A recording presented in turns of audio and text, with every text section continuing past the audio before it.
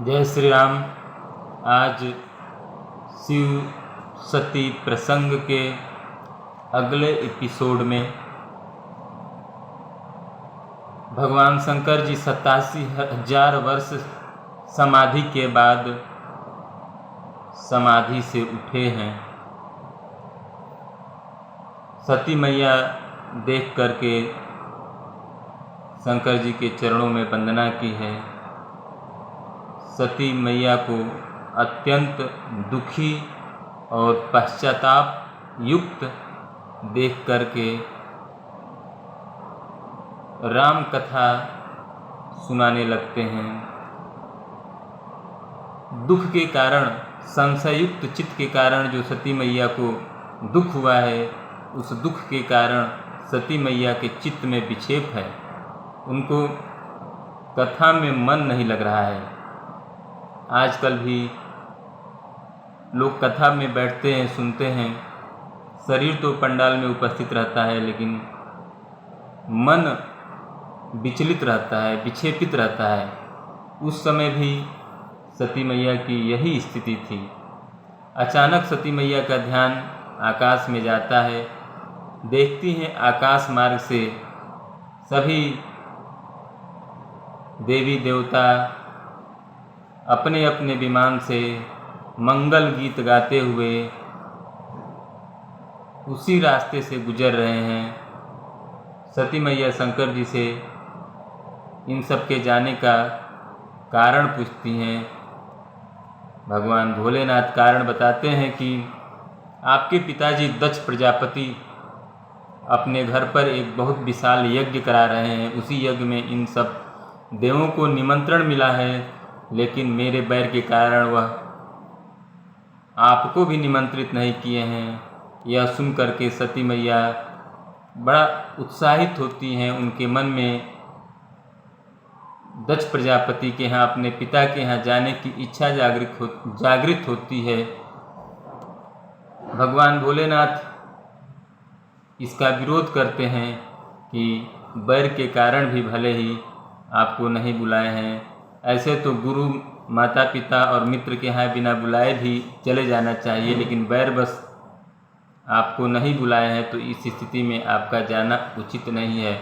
लेकिन सती मैया के मन में ऐसा भाव था कि मैं तो पहले से ही दुखी हूँ, वहाँ जाने से हो सकता है कुछ समय बिताऊँ, कुछ शांति मिले। न मानने पर छोड़ देते हैं, अगर आपकी इच्छा है तो आप जाएं। कुछ अपने गढ़ों को साथ में लेकर भेज देते हैं। वहाँ जाने पर वहाँ की स्थिति सती मैया देखती हैं, बड़ा दुखित होती हैं। उनका न तो कोई स्वागत करता है, माता को छोड़कर उनसे कोई हाल चाल भी नहीं पूछता है, बातचीत भी नहीं करता है।